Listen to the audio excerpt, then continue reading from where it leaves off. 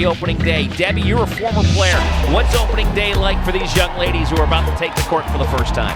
It's exciting. You have butterflies. It doesn't matter what year you are, freshman through senior. You're excited.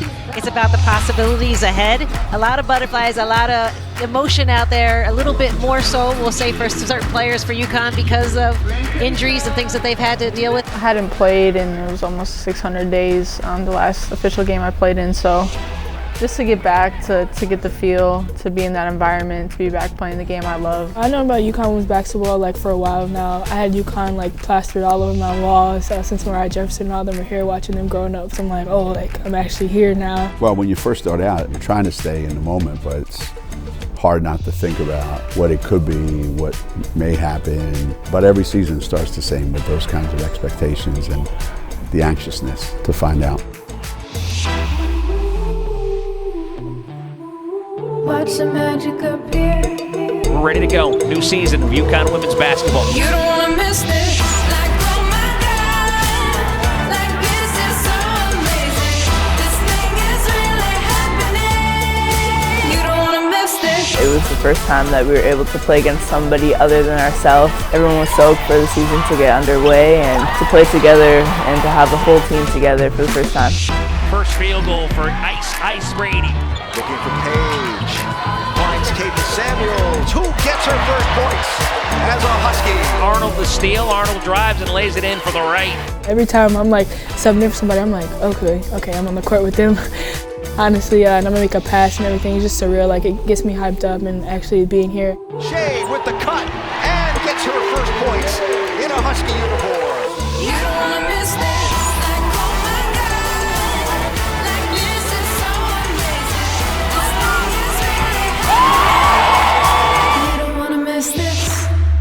And the Huskies will go to 38-1 in home openers for Geno Auriemma. And he's going to go down to the Dayton bench and give one of his former Huskies a big hug. Tamika will take a long time hugging Jamel Elliott, Tanya Cardoza, and a long hug for Chris Daly. And a big hug for KK. She's got hugs for everybody.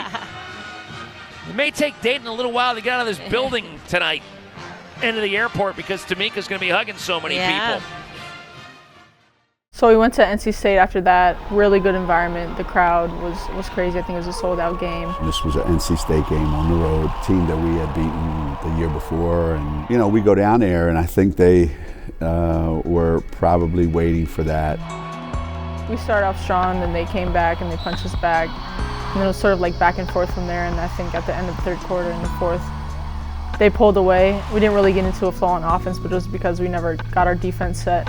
We never got out in transition. We never got to push the ball and create offense that way. No one was happy with the outcome of that game, and it did catch us by surprise to a certain extent. I thought we would be much better than that. There's never a good reason to lose, but you just want to take what you learn from it, make sure that it never happens again. And I think that's what we try to learn from and what we try to take away from it. In a sellout crowd in stores, it's the 8th-ranked UConn Huskies and the 20th-ranked Maryland Terrapins. Well, John, both teams are 1-1 coming off losses, and they want to right the ship. So we had Maryland at home next at Gamble, and it was a huge game for us in terms of the way we responded from the last game at NC State. Statement game for us to bounce back and to go back to the identity that we have as UConn and being who we are, relentless, competitive, fearless, confident. Kind of just could have decided in the direction which our season was going to go if we responded the wrong way. UConn junior star A.Z. Fudd suffered a knee injury in practice earlier this week. The program announcing an hour before tip-off. More info will be available at a later date.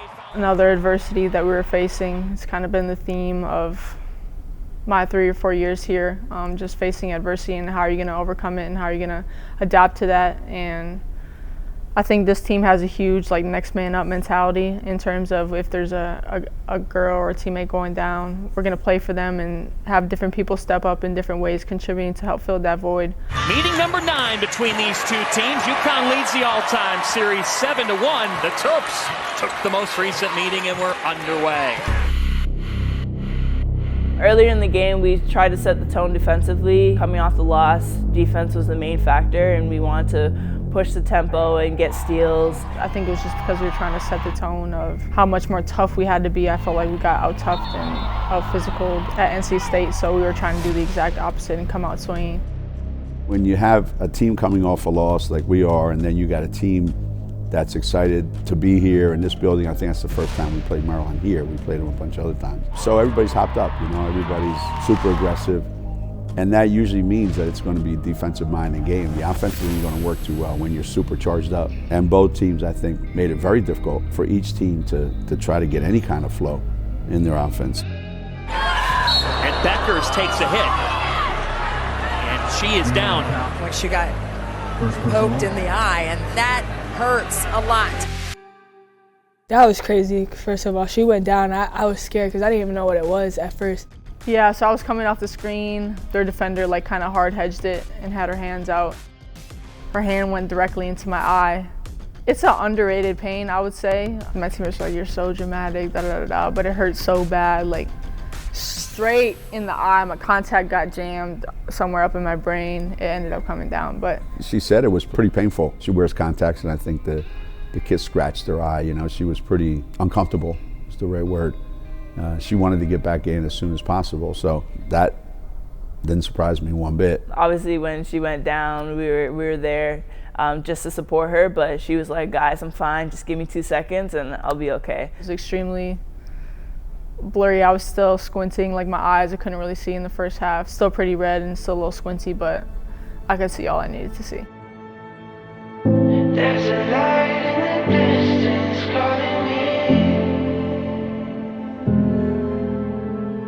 Cheyenne Sellers gives Maryland a huge three to close the quarter. Cheyenne Sellers evening things up with 6. Loose ball grabbed by Briggs. Gives it to Brown, turn wide open. Here's a 3 ball for Maryland. Good, and the Terps take the lead. Sideline with the eye.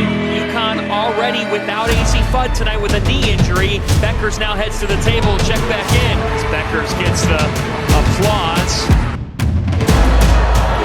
Kubek and the Terrapins turn it over. Here's Bueckers.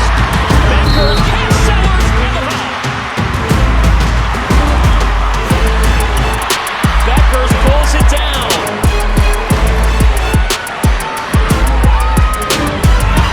Paige Bueckers is a superstar. That's why you don't shake the tree that has the beehive in it.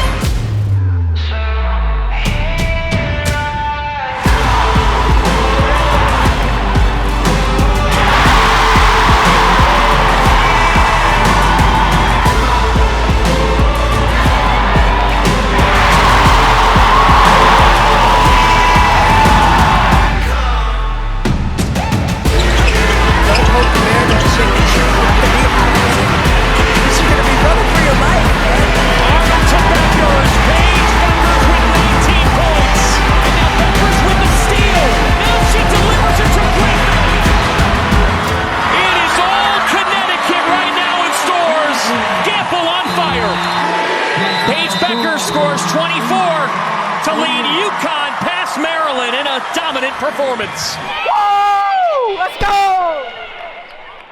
Welcome inside Williams Arena in Minneapolis, and we look immediately at Paige Bueckers. She grew up watching these Golden Gophers, the Minnesota Lynx, envisioning herself as those players, and she comes back to compete.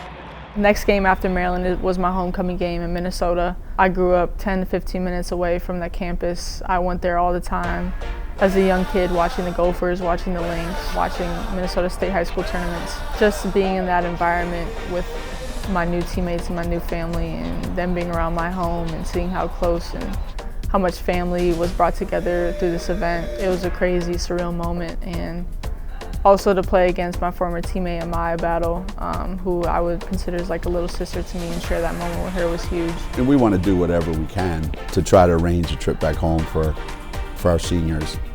Sometimes it's possible, sometimes it's not. And this one worked out great. The turnout was hard to describe. I mean, you had to be there to feel the emotion that was in the building before, during, and after the game. just to see all the love and support that everyone showed throughout the game. It really shows how much they love her and the impact that she's made in her city. So it was a great environment to play in with her.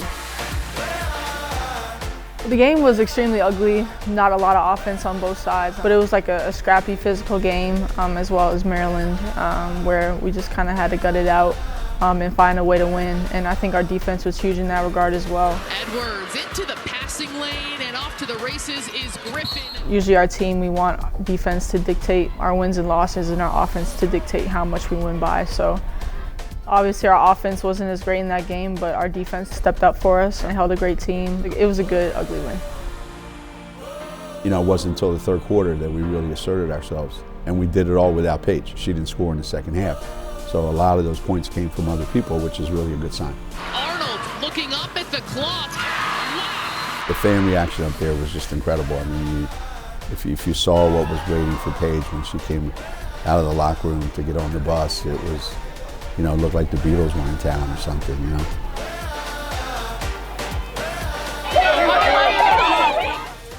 So for Thanksgiving, we were going to the Cayman Islands. We're going to be playing two great opponents in UCLA and Kansas. And then we have a week off, and then we're at Texas, which is another brutal game. We're constantly challenged. We're constantly under the gun. If it makes us better, then it's all worth it. After 4 games, I feel great. I mean, I love being on the court. That's what I wanted to do last year. I didn't get to play at all, and I couldn't wait for that opportunity to arrive. I'm definitely still getting my feet under me. Still getting my legs ready to go. I'm not in the best shape I can be, just getting back into game shape. But overall, I'm just excited to be back on the court. Paige Bueckers seeking out her sweet spots on the floor, which is everywhere. You know, we've got to be disciplined enough to follow directions and stay with the plan. We have to work hard. We have to get better, and we will. You know, these kids are competitive. They want to win. They want to do the right thing. And now as coaches, you know, we just got to make sure that every day, we put a dent in it. But it's early, you know, and we're playing a lot of players that didn't play last year. So it's going to take a while. Fortunately, I'm a very, very, very patient guy. The sky's the limit for this team. It all starts with preparation and practice, how willing to be coached we are and how willing to listen. I believe in this team just all the way to the end. You know, I have their backs all the way. I feel like this is a really great team. We have great chemistry, so I couldn't ask for a better team this year. I have so much faith in this team. We've been through so much, and I think that it's only up from here for us. The sky's the limit, and we all know what our goal is. At this point, it's just about what we're going to do and our response to feeding into adversity.